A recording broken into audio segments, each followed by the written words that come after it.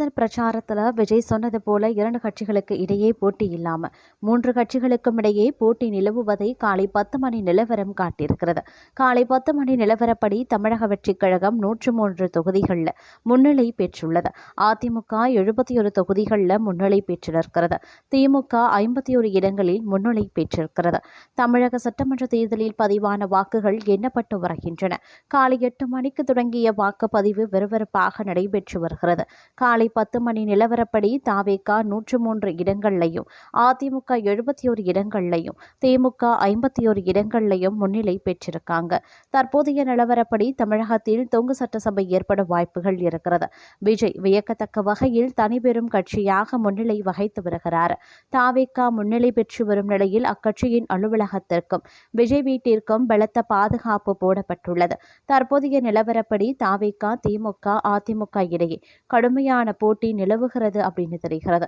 முன்னிலை நிலவரங்கள் மாறி மாறி வருவதால் கணிக்க முடியாத சூழல் நிலவி வருகிறது. தாவேகா தலைவர் விஜய் தனது தேர்தல் பிரச்சாரத்தின் போது தமிழகத்தில் 2 கட்சிகளுக்கு இடையேதான் போட்டி, ஒன்று தாவேகா, இன்னொன்று திமுக என்று பேசி வந்தார். திமுக 3ஆம் இடத்திற்கு தள்ளப்பட்டுள்ளது.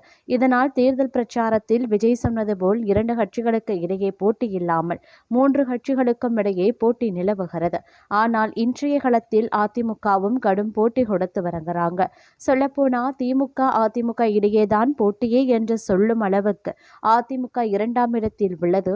சென்னையில் இருக்கக்கூடிய 16 தொகுதிகளில் அனைத்து தொகுதிகளிலையுமே தாவேகா முன்னிலையிலையும் இருக்காங்க.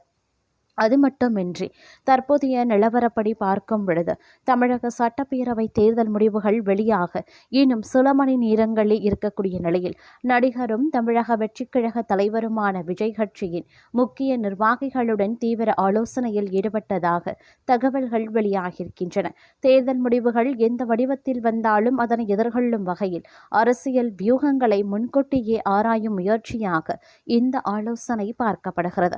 கட்சி வட்டார தகவலின்படி நேற்று இரவு நடைபெற்ற இந்த கூட்டத்தில் தேர்தல் முடிவுகளுக்கு பிறகான அரசியல் நிலவரம் குறித்து விரிவாக விவாதிக்கப்பட்டதாகவே கூறப்படுகிறது.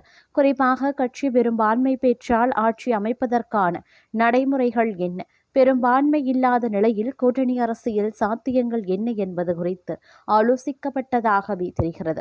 ஒருவேளை தமிழக வெற்றிக் கழகம் அதிக இடங்களை வென்று தனிபெரும் கட்சியாக உருவெடுத்தாலும் முழு பெரும்பான்மை எட்டாத நிலையில் ஏற்பட்டால் பிற கட்சிகளின் ஆதரவை நாடுவது குறித்து நிர்வாகிகள் கருத்து தெரிவித்ததாக கூறப்படுகிறது. அதேபோல் எந்த கட்சிக்கும் தெளிவான பெரும்பான்மை இல்லாத தொங்கு சட்டசபை நிலை உருவானால் அந்நிலையில் தாவேகா முக்கிய சக்தியாக மாறும் வாய்ப்புகள் குறித்தும் விவாதிக்கப்பட்டதாக தகவல்கள் தெரிவிக்கின்றன.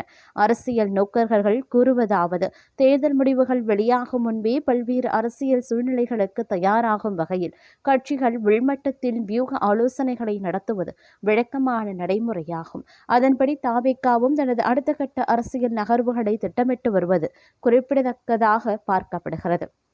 இதற்கிடையே தேர்தல் முடிவுகள் குறித்து பல்வேறு கருத்து கணிப்புகள் வெளியானாலும் இறுதி முடிவு வாக்கு எண்ணிக்கையில்தான் வெளிப்படும் என்பதால் அரசியல் கட்சிகள் எச்சரிக்கையுடன் நகர்ந்து வருகின்றன.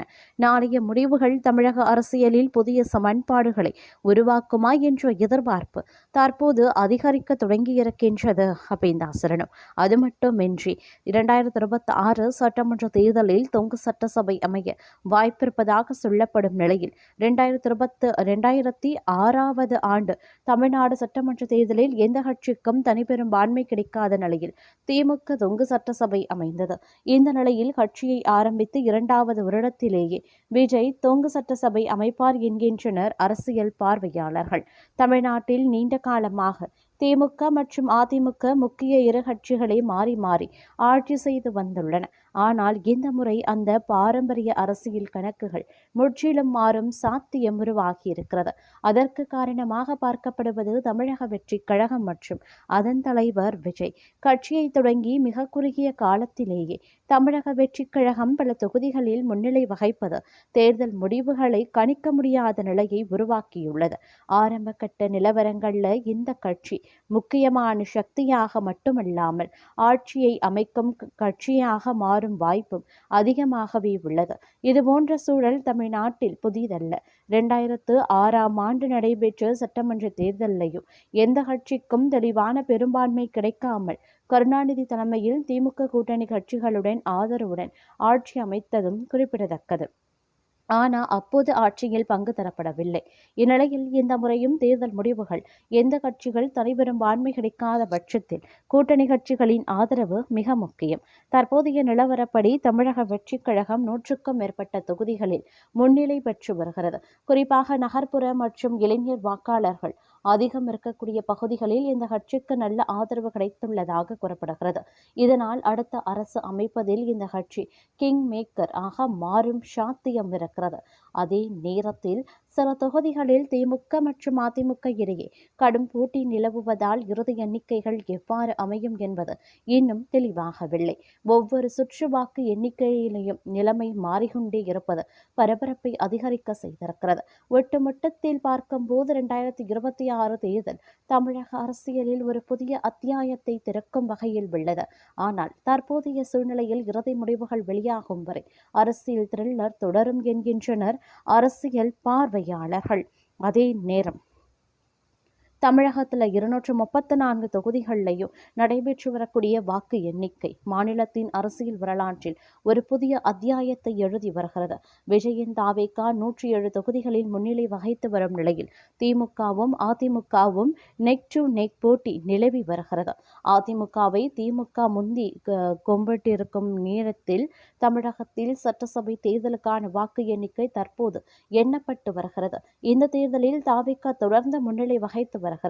அதுபோல் முக்கிய வேட்பாளர்கள் பலர் குறைந்த இடைவெளியில் லீடிங்கில் இருக்கிறார்கள்.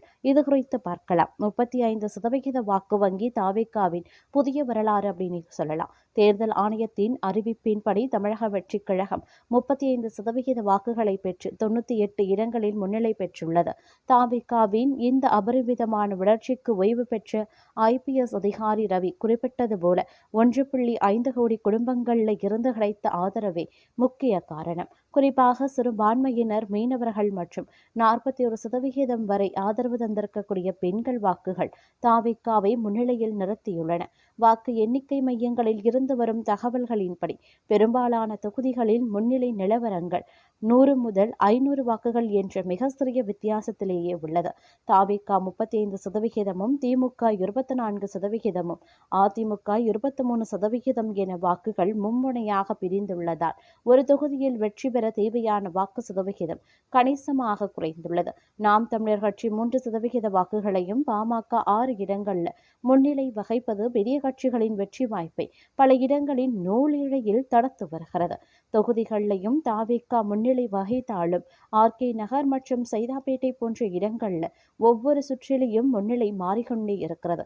இந்த 2 தொகுதிகளிலையும் அதிமுக மற்றும் திமுக வேட்பாளர்கள் மல்லுக்கட்டி வரும் வேளையில் தாவேகா வேட்பாளர்கள் 3வது இடத்தில் இருந்து 2வது இடத்திற்கு முன்னேறி வருவது கடும் போட்டியை உருவாக்கியுள்ளது. அதிமுக மற்றும் திமுக தங்களது செல்வாக்கை நிலைநாட்ட போராடும் வேளையில் தாவேகா அங்கு 30% வாக்குகளை பிரித்து இழுபறி நிலையை ஏற்படுத்தியுள்ளது. ஜோதிடர் ராதன் பண்டிட் கணித்தது போலவே 9.15 மணி அளவில் ஒரு மிகப்பெரிய ஆட்சி மாற்றத்திற்கான அறிகுறிகள் தென்பட்டன. இருப்பினும் பெரும்பாலும் சிறிய வாக்குகள் வித்தியாசத்தில்தான் லீடிங்கில் இருக்கிறது என்பதால் ஒரு சுற்றில் முன்னிலையில் இருப்பவர் அடுத்த சுற்றில் பின்னுக்கு தள்ளப்படும் நிலையும் நீடிக்கிறது.